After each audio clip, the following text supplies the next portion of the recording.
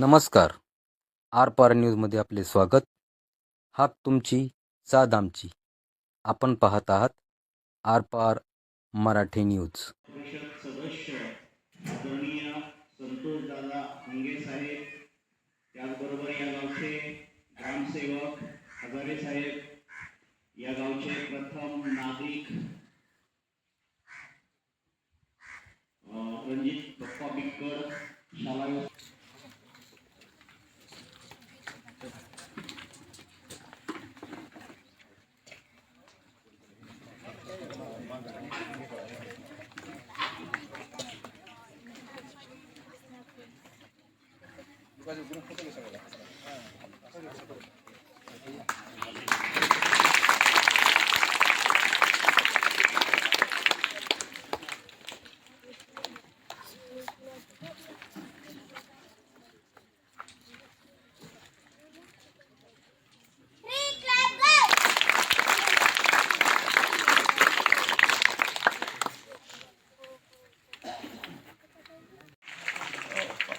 विद्यार्थी मित्रो, मी या कार्यक्रमाचं थोडक्यामध्ये प्रस्तावित करतो.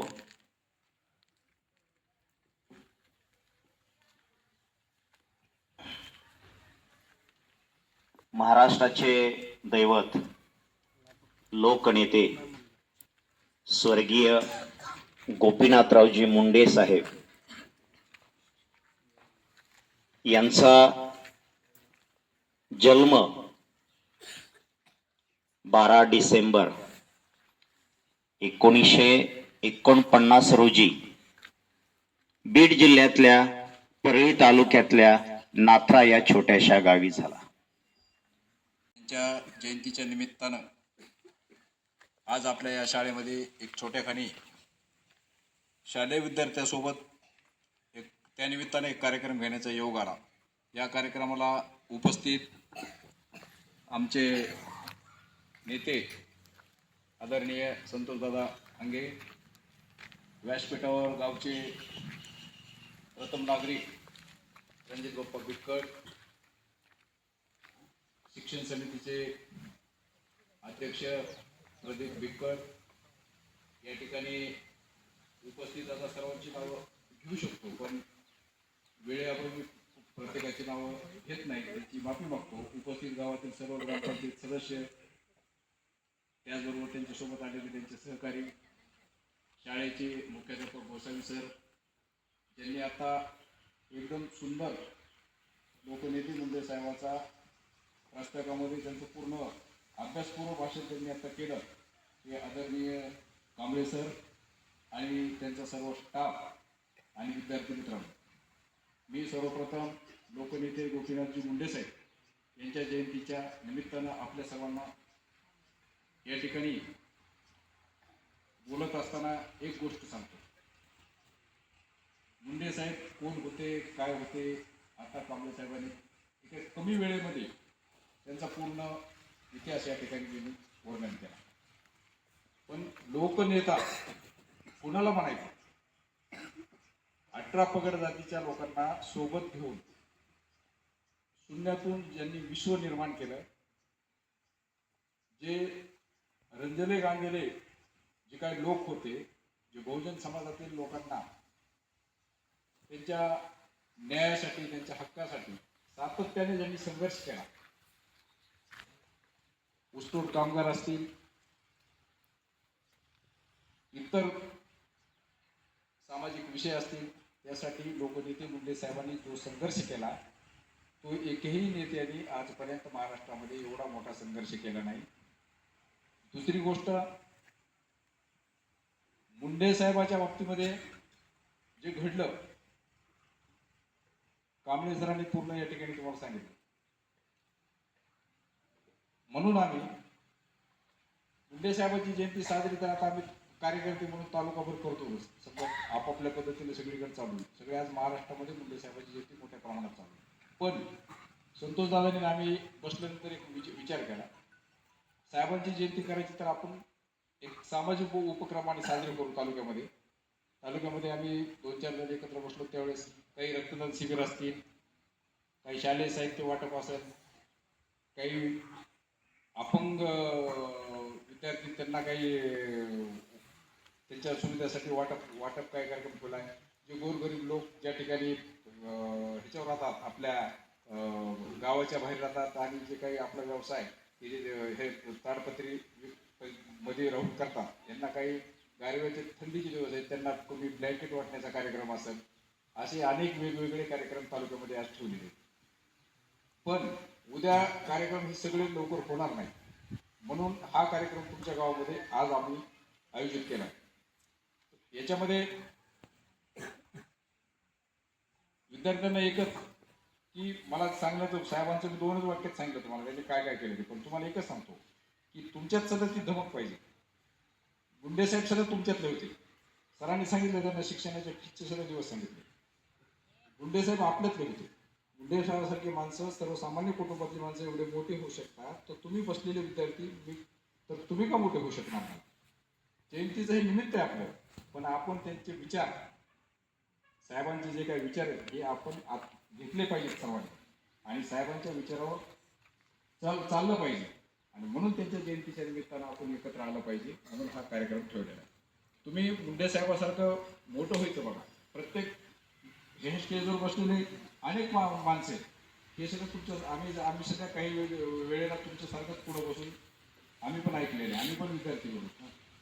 पण जे माणसं विद्यार्थी आपापले कळावून आपापल्या याच्यामध्ये दाखवतील, कुणी राजकारणात जाईल, कुणी क्लासरूम अधिकारी होईल, कुणी शिक्षक होईल, कुणी ग्रामसेवक होईल, कुणी तलाठी होईल, वेगवेगळ्या क्षेत्रामध्ये अनेक आता तर तुम्हाला एवढा स्कोप आहे. हुशार विद्यार्थी अजूनही पडून पुढे राहत नाही.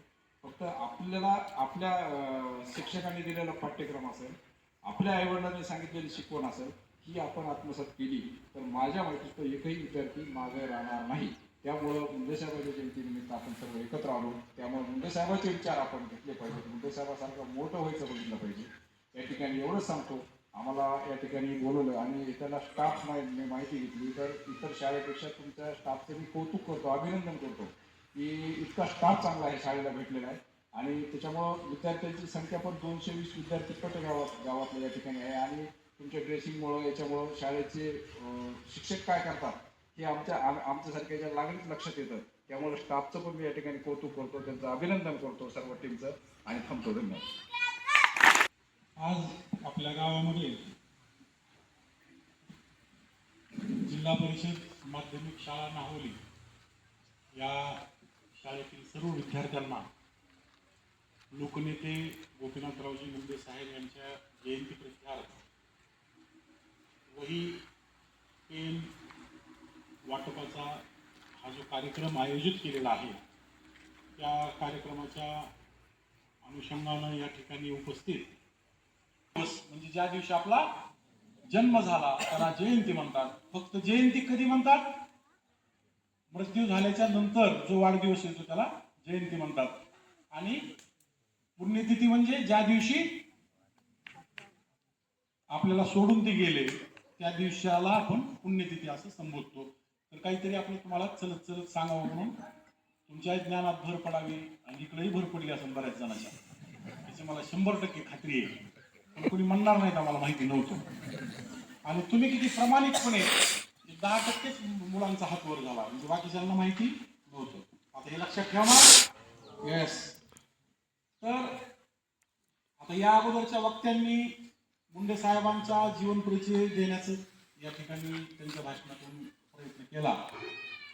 मी या ठिकाणी फक्त एवढंच सांगेल की गोपीनाथ मुंडे या व्यक्तिमत्वाचा जीवन परिचय देण्यासाठी आपल्याला दिवसभर भाषण जरी केलं तर वेळ पुरणार नाही.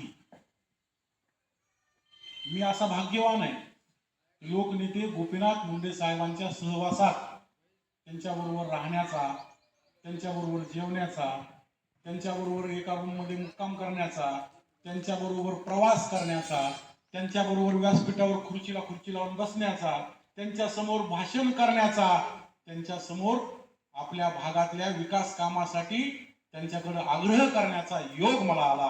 त्यासाठी मी भाग्यवान समजतो. आणि आपण सर्व असे दुर्दैवी आहे की ज्या वेळेला गोपीनाथ मुंडे साहेबांनी त्यांच्या आयुष्याचे 40 वर्ष संघर्षात घातले गवळी साहेब आणि तो संघर्ष करून या बीड जिल्ह्याला सुजलाम सुफलाम करण्यासाठी दिल्लीमध्ये आपली सत्ता आली पाहिजे, आपलं सरकार आलं पाहिजे. गवळी साहेब त्यासाठी सर्वसामान्यामध्ये संघर्षाची ज्योत पेटवली, सर्व समाज, सर्व जाती धर्माला एकत्रित घेऊन त्या ठिकाणी सत्ता परिवर्तन केलं. आणि ज्यावेळी आपल्या ताटात आपलं लाडकं नेतृत्व गोपीनाथरावजी मुंडे साहेब काहीतरी आणून देण्यासारखे झाले, त्यावेळेस नियतीनं त्यांच्यावर घाला घातला आणि आपल्या आवडत्या नेत्याला आपल्याकडून घेऊन गेलं. हे मात्र माझं कधीही देवाकडे भांडण राहणार आहे. कारण ज्या व्यक्तींनी सत्तेच्या लोभासाठी, पैशासाठी सत्तेबरोबर कधीच ऍडजस्टमेंट केली नाही, असं एकमेव नेतृत्व जर कोणतं महाराष्ट्रात, तर त्यांचं नाव आहे गोपीनाथरावजी मुंडे साहेब. त्यांनी जर ठरवलं असतं तर त्यांच्या आयुष्यातले 40 वर्ष एक दिव्यासही लाल दिव्याच्या गाडीत शिवाय फिरली नसते. ते लाल दिव्याच्या गाडीत आयुष्यभर राहिले असते. फक्त त्यांना काय करावं लागलं असतं? सत्तेबरोबर ऍडजस्टमेंट करावी लागली असते. पण हमेशा गोपीनाथरावजी मुंडे साहेबांनी दीन, दलित, शेतकरी, समाजातला शेवटचा घटक, ऊसतोड कामगार यांच्या जीवनामध्ये सुधारणा व्हावी, यांचं आयुष्य सुजलाम सुफलाम व्हावं, यासाठी सत्तेच्या विरोधात आवाज उठवण्याचं काम केलं, संघर्ष केला. रोडवर उतरून त्या ठिकाणी तुमच्या आमच्यासाठी तुमचा आमचा आवाज बनण्याचं काम जर कुणी केलं तर ते गोपीनाथरावजी मुंडे साहेबांनी. अशा या थोर नेत्याची जयंती गवळी साहेब पत्र अक्षरशः मन भरून येतं. त्या गोपीनाथरावजी मुंडे साहेबांना 12 डिसेंबरला आम्ही फोनवर शुभेच्छा द्यायचो, प्रत्यक्ष भेटून पुष्पगुच्छ द्यायचो, त्यांचा सत्कार करायचो. आणि आज त्यांच्या फोटोला हार घालून त्यांची जयंती साजरी करताना अक्षरशः म्हणजे वाईट वाटतं, इतकं वाईट वाटतं की ते शब्दात आम्ही व्यक्त करू शकत नाही. नुसतं आपल्या समाजातील कार्यकर्त्यांची फळी जी त्यांच्याकडं आशेनं पाहत होती, त्या सगळ्यांना वाऱ्यावर सोडायचं नाही, अशा पद्धतीचा निर्धार मुंडे साहेबाच्या गोड जेवणाच्या कार्यक्रमातच त्यांचा वसा आणि वारसा घेऊन जाणाऱ्या आपल्या सर्वांच्या नेत्या पंकजाताई मुंडे यांनी घेतला. आणि त्या सर्वांची जबाबदारी घेऊन आज महाराष्ट्रामध्ये कॅबिनेट मंत्री म्हणून तुमचा आमचा सर्वांचा आवाज त्या ठिकाणी पोहोचवण्याचं काम पंकजाताई करतायत. आणि हे सगळं होत असताना आज 2014, 10, 24, 25 म्हणजे 10-11 वर्ष झाले आज मुंडे साहेबाला जाऊन. पण मला अजूनही 2 तारखेला रात्री 11:30 वाजता आलेला फोन आठवतोय. मुंडे साहेबांच्या स्वागताची तयारी 3 तारखेला आम्ही सगळेजण त्या ठिकाणी करत होतो. परळीला मोठं स्टेज लावलं, व्यासपीठ लावलं, साहेबांची सभा, साहेबांचा सत्कार. त्या ठिकाणी 3 तारखेला सगळा मराठवाडा, सगळा महाराष्ट्र त्या ठिकाणी येणार होता. किती तारखेला? 3 तारखेला दुपारी 1 वाजता मुंडे साहेबांच्या सत्काराचा कार्यक्रम करणं. आमचे नेते भारत देशाचे ग्रामविकास मंत्री झालेत, कॅबिनेट मंत्री झालेत, म्हणून सर्वांनी त्या ठिकाणी जय्यत तयारी केली होती. पण नियतीनं आपल्यावर घाला घातला आणि पहाटेच दिल्लीहून आपल्याकडे येताना, आपल्या भेटीला येताना आपल्यातून त्यांना नियती घेऊन गेली. आणि जे हार, जे फुलं, ज्या कमानी मुंडे साहेबांचं स्वागत करण्यासाठी सगळ्या परळी आणि परिसरामध्ये लावल्या होत्या, तेच हार आणि तेच फुलं त्या ठिकाणी मुंडे साहेबांना वापरण्याचं आपल्यावर वाईट वेळ आली. हे आठवलं तरी मन भरून येतंय. कारण नेते बरेच आहेत, पण जीव लावणारा, मोठ्या मनाचा, सगळ्यांची काळजी करणारा नेता म्हणजे आपले सर्वांचे दैवत गोपीनाथरावजी मुंडे साहेब होते. त्यांच्या जयंतीनिमित्त त्यांनी जे सगळ्यांना सांगितलंय की समाजातील शेवटच्या घटकापर्यंत काहीतरी पोहोचलं पाहिजे, त्यांची सेवा झाली पाहिजे. आणि त्याच अनुषंगाने पंकजाताईंनी काल त्या ठिकाणी व्हिडिओवरून संदेश दिला की मुंडे साहेबाला साजेल अशा पद्धतीचा जयंतीचा कार्यक्रम करा. मग जिल्हा परिषदेमधले सर्व जे विद्यार्थी आहेत ते सर्व सामान्य कुटुंबातलेच असतात मॅक्झिमम.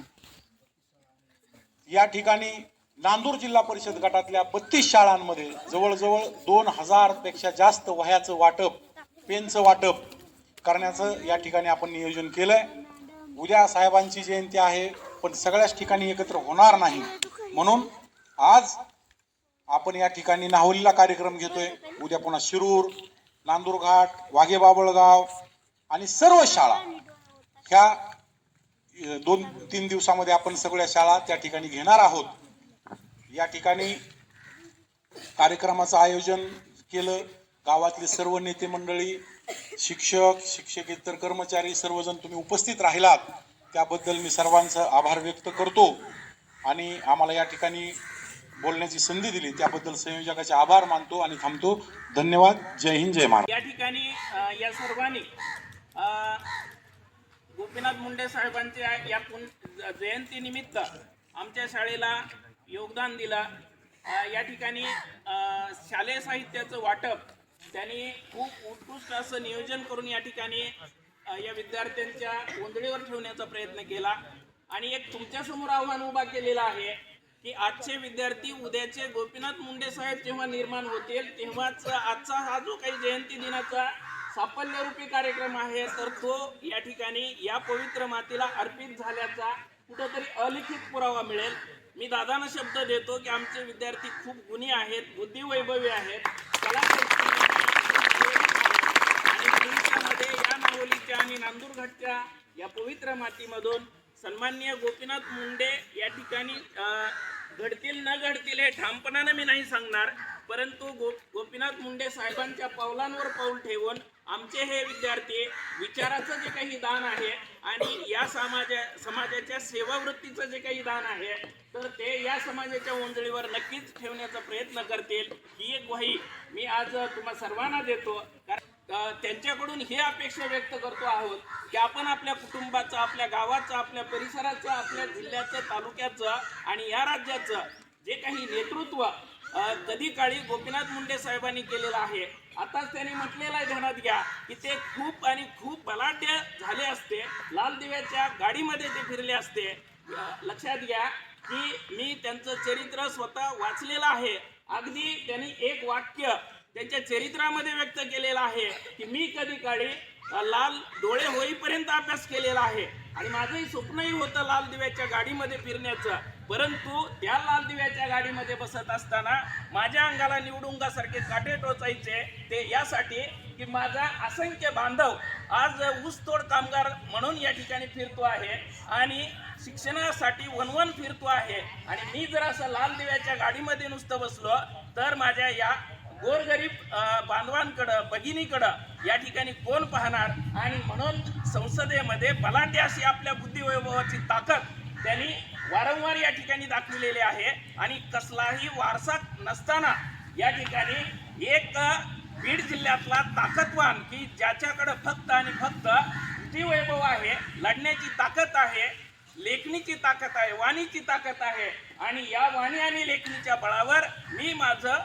मत माझ्या सामान्य बंधू भगिनीसाठी संसदेमध्ये व्यक्त करू शकतो, विधेयक पास करू शकतो. लोकसभा असेल, राज्यसभा असेल, राष्ट्रपती भवन असेल आणि राज्याच्या दृष्टिकोनातून विधान परिषद आणि विधानसभा असेल तर या माध्यमामधून माझं हे गोरगरिबांसाठी असलेलं, त्यांच्या लोकहितासाठी असलेलं विधेयक माझ्या बळावर मी मंजूर करून आणू शकतो. ही ताकद या नेत्यांमध्ये होती आणि तीच ताकद मला दादांमध्ये सुद्धा आज त्यांच्या विचारशैलीमधून दिसली. त्यामुळं आमच्या सर्वांच्या वतीनं या समोर बसलेल्या टीमला मी अगदी विनम्र होऊन या ठिकाणी नमस्कार करतो आणि मी माझी जागा घेतो. धन्यवाद.